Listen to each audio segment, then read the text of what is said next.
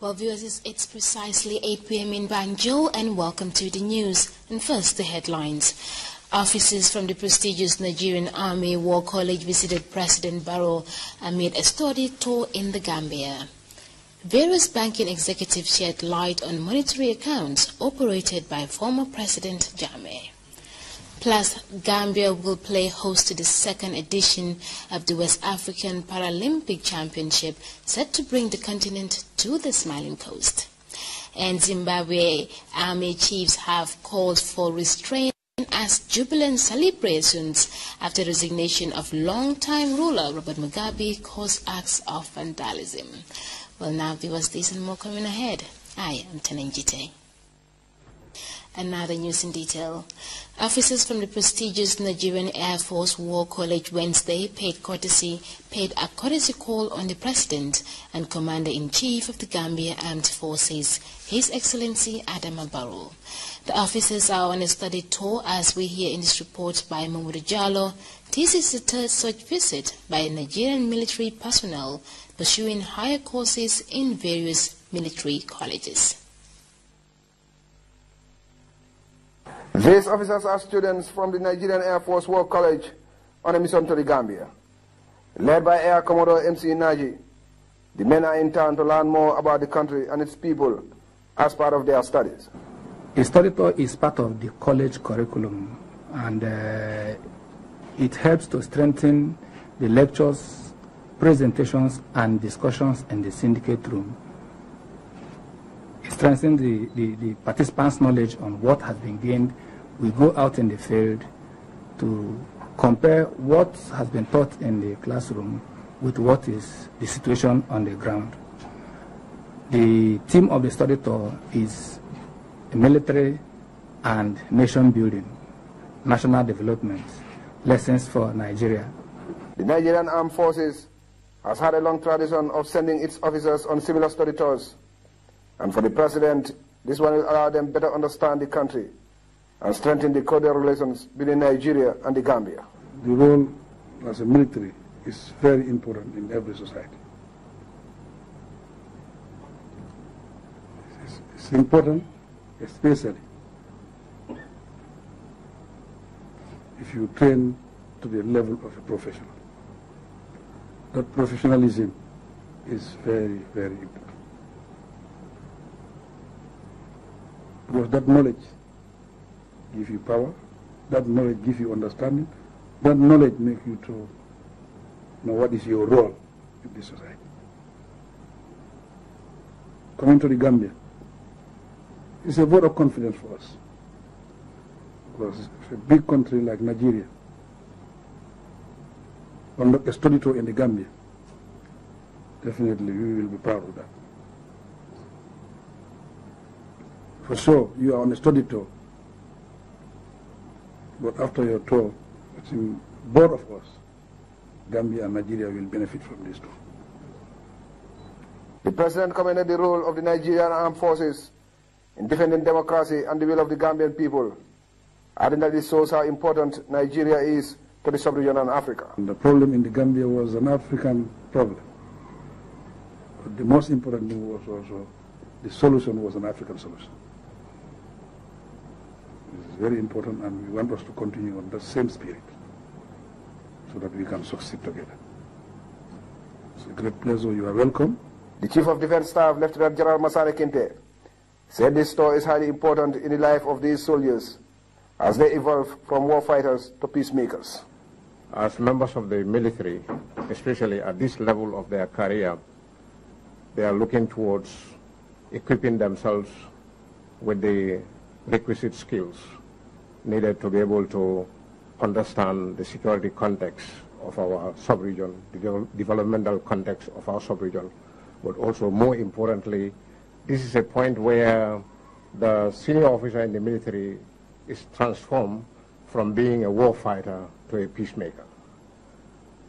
This is the level where they are, and the study tour is part of those journey that you will have to take to be able to fact find and to be able to see for yourself, you know, the sub-region as an environment and even wider places where the study sometimes takes them.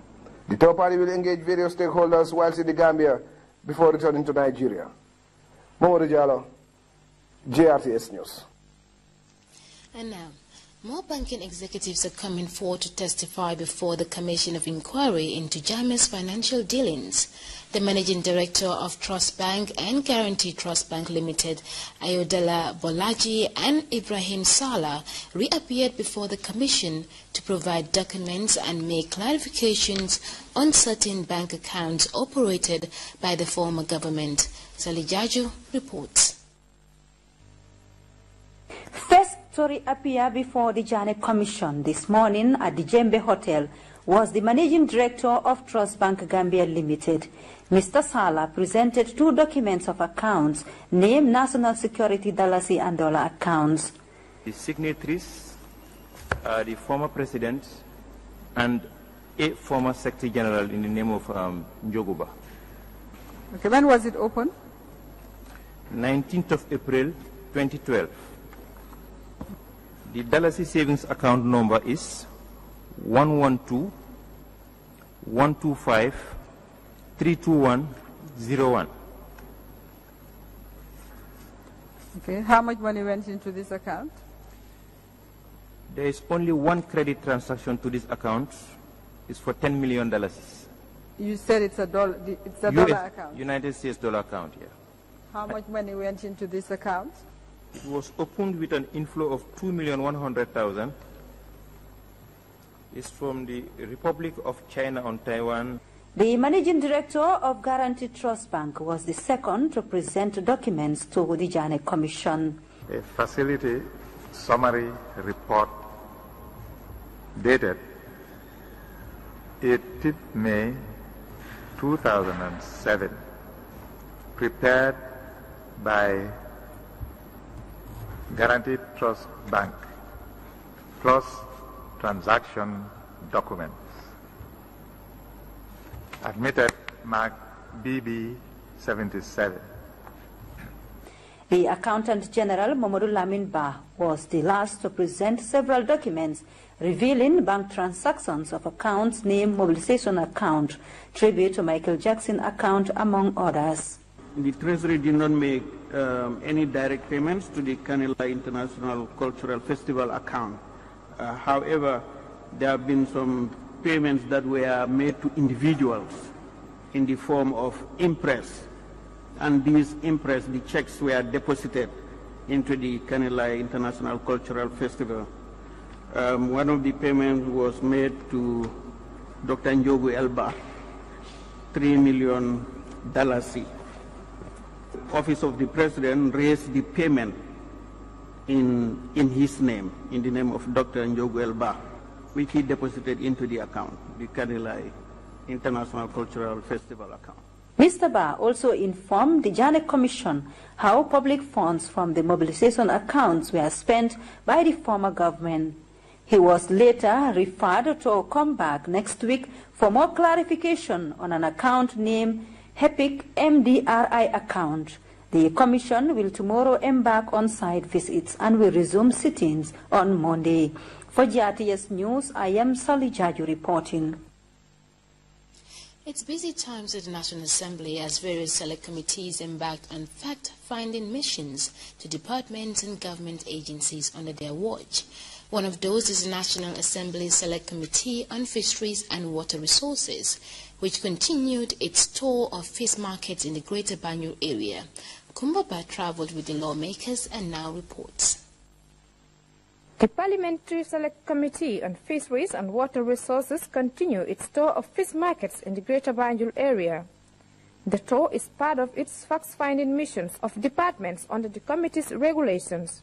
Lawmakers met local fishermen and held discussions to understand their challenges. Recommendations for the proper management of fish markets were also made during the tour, which availed parliamentarians an opportunity to directly observe how fishery structures are being maintained. Leaving this matter in the hands of the community, really without a control measures, eventually the complex will fail.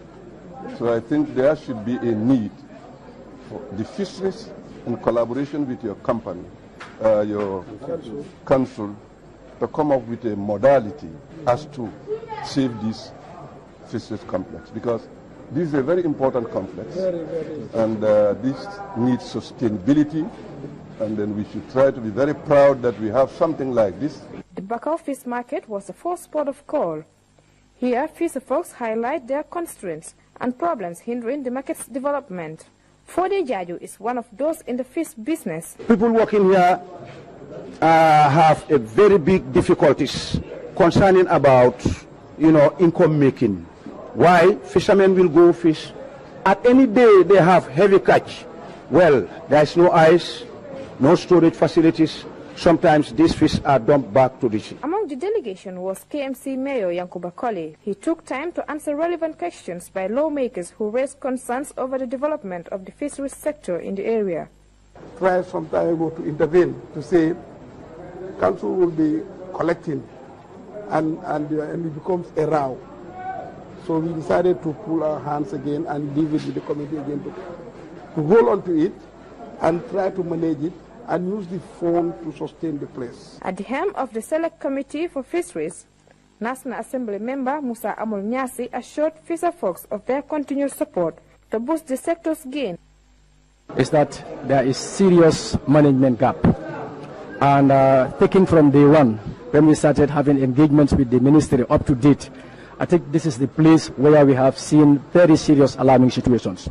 And I don't want to conclude, but I want to say to an extent fisheries have failed their responsibilities, because you cannot just hand over a project of this magnitude without clear documentation, which is seriously lacking.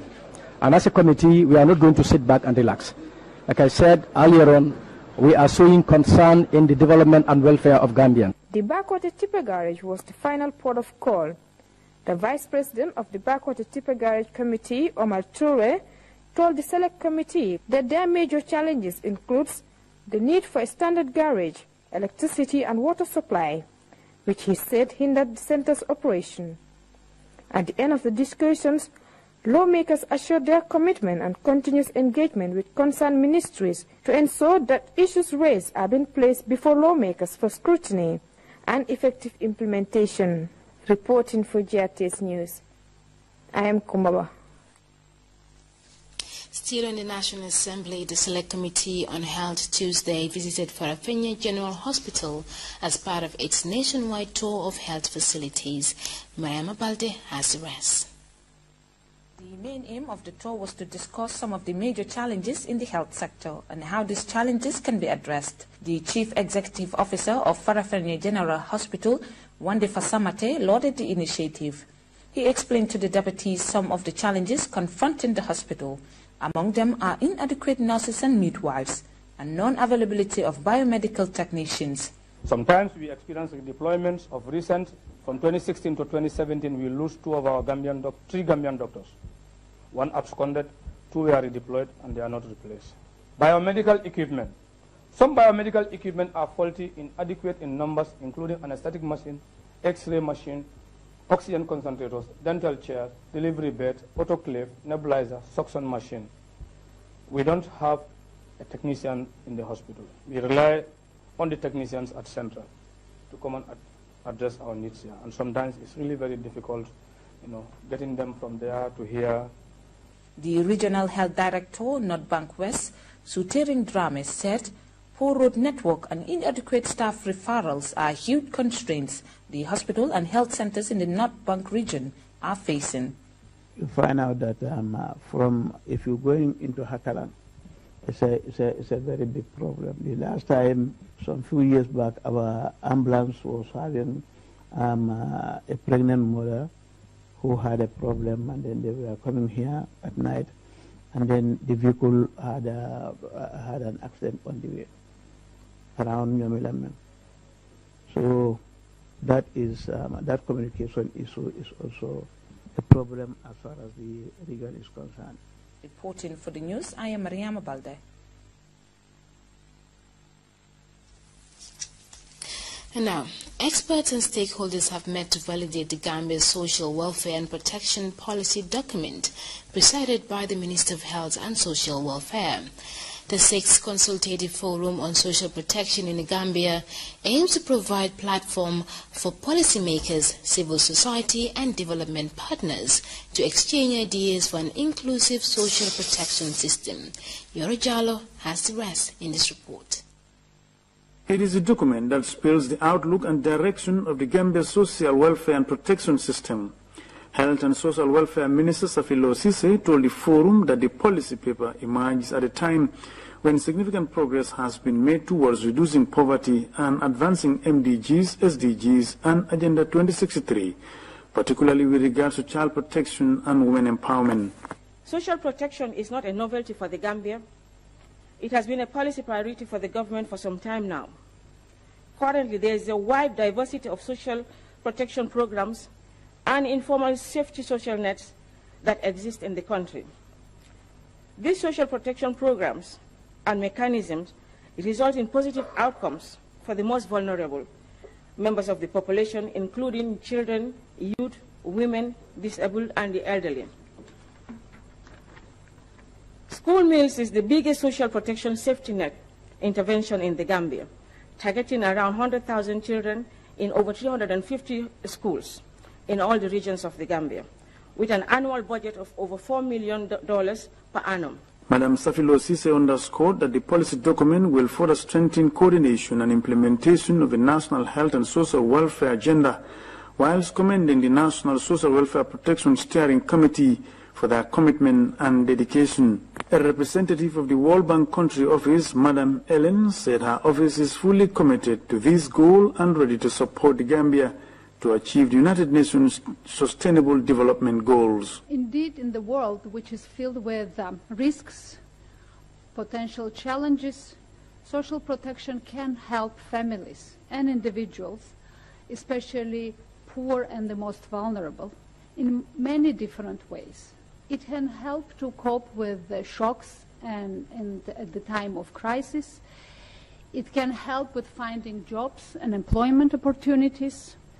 It can help with investing in health and education. And last but not least, it can also help with protecting elderly. The EU's Banjul Administrational Chief, Austin Asenjo Martin, said the European Union will continue to support government's ongoing commitments and initiatives in the crucial area of social welfare and protection. The European Union is committed to support this political and economic transition. The second phase of the National Indicative Programme from 2017 to 2020 envisaged funding of €117 million under the 11th European Development Fund to support the priorities of the new elected government in two key areas, and creating employment for youth and for the most vulnerable groups of the population by boosting investment and improving skills and potential. The country's new social welfare program has been clearly set out in the National Social Protection Policy, which is being analyzed to ensure that critical ideas are not left behind towards its implementation. For GRTS News, this is Yoro Jallo reporting. The World Health Organization and World Diabetes Foundation have joined forces with the Gambia Diabetes Association to stage an educative exercise forum as part of activities marking World Diabetes Day. Sena Mujani has the rest. According to health experts, diabetes kills one person every 8 seconds. Yet 30 minutes of exercise a day will help to greatly reduce the risk of developing type 2 diabetes by 40%. In Africa, diabetes is on a rise, and this is because of a change of lifestyle. People don't perform enough exercise, hence dietary choices are increasingly affecting their health. Now, some say diabetes is a disease, others say no, it is not a disease, it is a condition. Whether a disease or a condition, it affects you when the machine in the body we call the pancreas is either A, unable to produce insulin at all, B, the insulin produced is not strong enough to do its work. Participants here were drawn from a cross-section of schools across the Gambia. The group conducted joint dance and aerobic workouts to promote fitness with a health fitness instructor leading the exercise. In order to prevent diabetes in the Gambia, exercise needs to be obligatory and actually made a daily routine, according to Mr. Dibba, who noted that obesity causes a high risk of diabetes. There are exactly 3 types of diabetes. You have type 1, which usually affects young people or kids that are like you and I. And you have type 2 that usually affects people that are above the age of 40, 45 and going up. The emphasis here also includes regular checkups, with many usually avoiding hospital visits unless they are really ill. I am Zainabu Jan for GRTS News. It sounded like a fun day for the kids. And now, in Kombo Lameng, a health initiative is expanding its tentacles to communities outside the sprawling town. The Lameng Center, a philanthropic project, Tuesday inaugurated a new health post in Ibo Town with funding from a Dutch foundation known as the Children of Lameng. Aisat Jata reports. This health post is an extended branch of the Lameng Health Center. The hospital is currently driving an expansion program to complement government efforts in providing accessible health services to the doorsteps of Gambians. The Alcalo of Ibo Town, Tijan Jaju, and the chairperson, Council of Elders, Alhaji Dauda C, lauded the gesture, which brings a much-needed clinic in a vastly populated area. We are very grateful that we have the facilities. It will cut down the expenditure of traveling far to get medication. Anna Dikoni is the Director General of the Lameng Health Center. We have the strong belief that education and healthcare are the most 2 important pillars to develop the Gambia. So it's a very special day for everybody, but mostly of all, for the citizens of Ibo Town. With untidy environments, stagnant water, and busy landscapes, Ibo Town is a breeding ground for mosquitoes and the malaria disease. Residents here constantly face health challenges during the rainy season, but as they inaugurate the first clinic in the area, many inhabitants are looking to access quality and affordable health services. The Dutch Foundation chairman, Great Brownies, said this is what prompted their intervention. We believe in the people of Gambia. We believe in the development of the country Gambia. We see a lot of very good people, but it is not possible without the cooperation of a lot of people. One day we were in Ocean Bay or hotel, and we speak with Alieu Sene.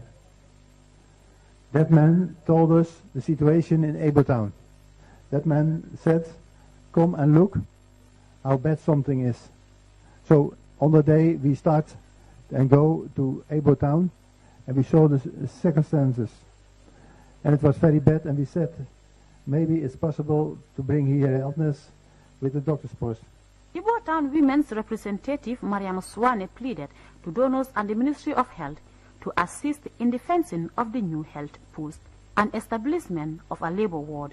Other needs urgently required here include a public health officer to facilitate the issuing of birth certificates and, more importantly, reduce the cost of drugs in the health facility. Building contractor Sajo Jabi and VDC chairperson Usman Jeng all urge the community to jealously maintain and protect the structure for its long-term viability. It is envisaged that the community will be providing outlets and security as part of a maintenance to ensure that this facility is kept into good use. The laboratory services will focus mainly on urine tests and RDT for malaria diagnosis. Regional Health Director Alhaji Sankare highlighted the Health Ministry's delight to be associated with the initiative and expressed hope that the two will continue to work in partnership to accomplish their objectives. I also want to inform the management that monitoring and supervision of services in this particular medical post will be ongoing by my directorate to ensuring compliance with the mandate of the Ministry of Health and Social Welfare in the provision of highly quality, accessible, and affordable healthcare services to the population of this country. Providing quality, accessible, and affordable healthcare services is what they stand for, and the Lamen Health Center is not slowing down in this initiative as they open more branches in Busumbala, Daranka, and Sinju. Aissatou Jata, GRTS. Welcome back, and now in sports. The Gambia will host the second edition of the West African Paralympic Championship. Modu Lamin Sani attended a media briefing to gauge the country's level of preparedness. Gambia National Paralympic Committee is preparing for the West African Paralympic Championship. This media conference by the organizers forms part of preparations ahead of the major event in December. The confirmation of 250 athletes are expected here in December from 9 West African ECOWAS countries who will be coming here for this event. And the event, as it is planned, a committee has been set. We have 2 subcommittees who have started working. This first subcommittee that was set is the volunteers. Of course, we cannot leave the government behind because you know, we're relying on them for the financial assistance because we bring in other citizens of other countries who are coming to the Gambia for the first time. And there's this thing that is level with us, the smiling course. Yes, it's the persons of disability that are calling. But again, we are here representing the country because here they will not call us as persons of disability. They will call the Gambian team. The championship is expected to attract participants of 9 countries from the region, and local coordinators are ready to ensure a successful competition. The Gambia hosting is another development that we can achieve by promoting our athletes who have been in the forefront for a long time, participating in the regional events, international events, you know, and that the support that we are looking for also can also come from the government because like we always say that people knows it feels it better. That today we are the ones that people are seeing as disabled people or who knows who will come and disabled in the future. So we just paving the way, making sure that, you know, persons with disabilities enjoy life fully as any other person in the world. As the last Olympic, they are qualified for the first time, while the last Olympic that has just taken place in Rio, Brazil. This shows that it is a very important sport. So rest assured of the National Sports Council support at all times, and we will join you and organize with you, work with you, do everything with you to the end. 25 participants from the participating countries will compete in athletics, basketball, and wheelchair middle distance race.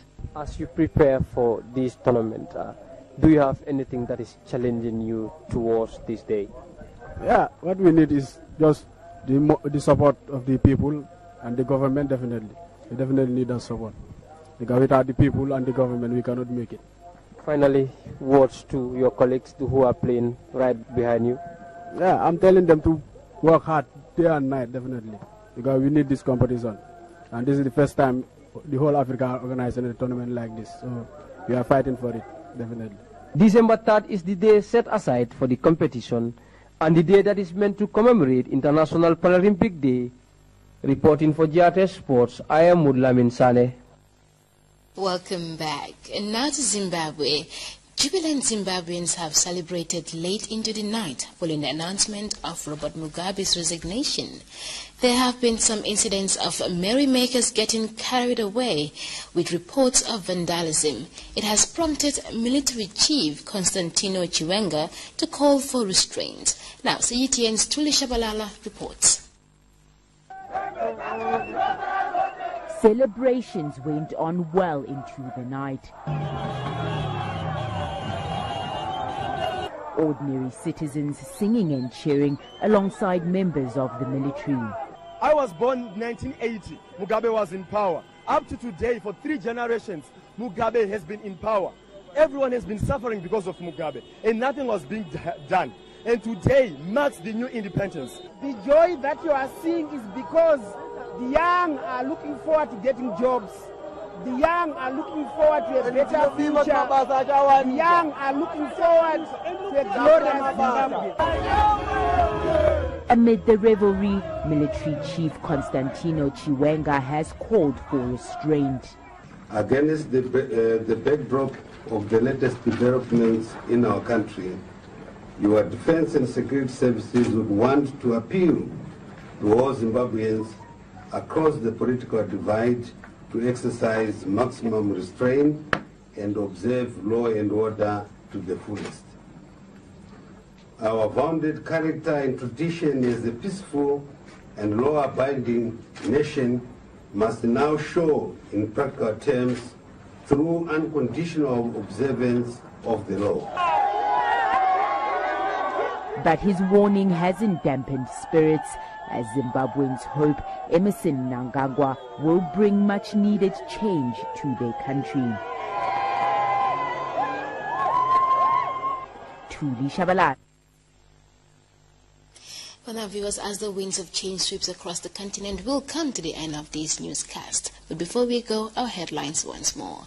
Officers from the prestigious Nigerian Army War College have visited President Barrow amid a study tour in the Gambia. Various banking executives have shed light on monetary accounts operated by the former president. Plus, Gambia will play host to the second edition of the West African Paralympic Championship, set to bring the continent to the Smiling Coast.